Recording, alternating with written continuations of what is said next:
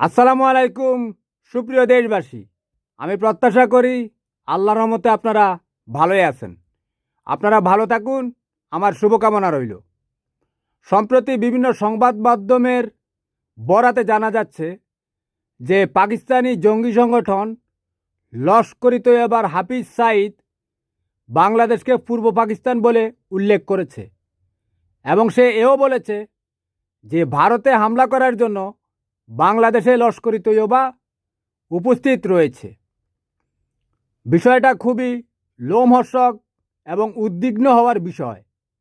এই সংবাদটাকে ভারতীয় বায়ুসেনা, শেখ হাসিনার বায়ুসেনা নবনীতা চৌধুরী বলছে যে পাকিস্তানি কোনো জঙ্গি বাংলাদেশের সীমানা পেরিয়ে ভারতের কোনো শহরে হামলা করে আসতে পারে। বুঝতে পেরেছেন? অর্থাৎ সে বয়ান তৈরি করে দিচ্ছে। তার বয়ানের নামও হচ্ছে কিন্তু নবনীতার বয়ান। অর্থাৎ তাদের একমাত্র উদ্দেশ্য এখন বাংলাদেশকে ভারতের টার্গেটে পরিণত করা।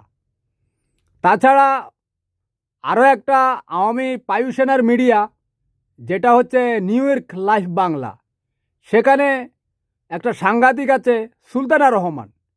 সে গতকালই দেখলাম ভারতের একজন সাংবাদিক জয়ন্ত রায় চৌধুরীকে ডেকে এনেছে তার অনুষ্ঠানে এবং সেখানে বলছে যে বাংলাদেশে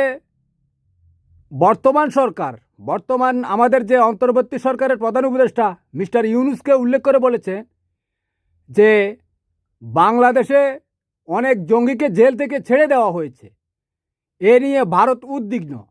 সে তার ওই যে কন্টেন্ট বানিয়েছে ভিডিও, তার থাম্বনেল দিয়েছে এটা। কথা বুঝতে পেরেছেন? শিরোনাম দিয়েছে এটা। এখন জয়ন্ত রায় চৌধুরী বলেছে যে বাংলাদেশের যদি এই অবস্থা হয়, ভারত হয়তো তাকে সামলিয়ে নেবে, কিন্তু বাংলাদেশের জন্য একটা ভবিষ্যতে একটা দুরূহ অবস্থা তৈরি হবে।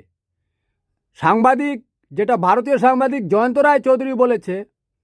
এছাড়া ওই যে সুলতানা রহমান আরও পয়েন্ট ধরিয়ে দিচ্ছে যে আসিফ মাহমুদ তার নিজস্ব মিলিটেন্ট বাহিনী তৈরি করছে।